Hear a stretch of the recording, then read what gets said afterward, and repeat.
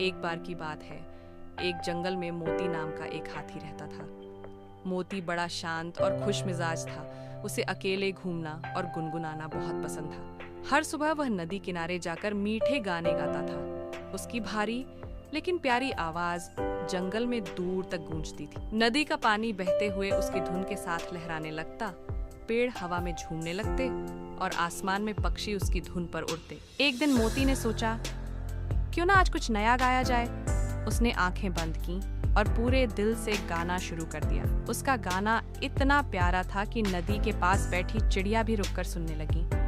गाना खत्म होने के बाद मोती ने खुश होकर खुद से कहा, वाह, आज का गाना तो सबसे अच्छा था। फिर अचानक उसने देखा कि पानी में उसकी परछाई भी हंस रही थी। मोती ने हंसते हुए कहा, लगता है मेरा गाना सच में अच्छा हो गया। उस दिन से मोती हर दिन खुद के लिए गाना गाता और खुश रहता।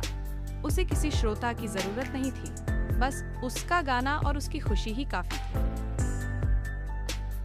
शीर्षक सगर की महाकुंभ यात्रा। दृश्य 1। सगर के जीवन का परिचय, चिड़ियों की चहक और हवा की खुशबू। वाक्य, एक छोटे गांव में रहने वाले गरीब किसान की कहानी है।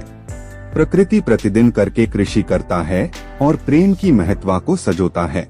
खेती काम में लगे सगर, कभी मैं महाकुंभ के दर्शन की इच्छा पूरी करूंगा। दृश्य 2। खेत की तबाही, तेजाबी और कई बिजली जहाचे में। वाक्य, प्रकृति की परीक्षा के बावजूद के जीवन पर ये नन्मुखता का प्रहार किया। खेत के मैदान में बैठे सगर। दृश्य 3। चमत्कारी की मदद, ये जे पर्याप्त सगर को बयान की कया। वाक्य, भगवान के प्रकाश की चमत्कारी के द्वारा पर सगर की पूर्ण पूरी है। मन में नक्की के बाद की कमानी। दृश्य 4। महाकुंभ की यात्रा, जन्मज से भीड़ का दृश्य। सगर, मुझे प्रत्यक्षण और धार्मिक के जीवन के पाप की नवानता पूरी की गई है। जाहरी के पंथ को प्रपनीत।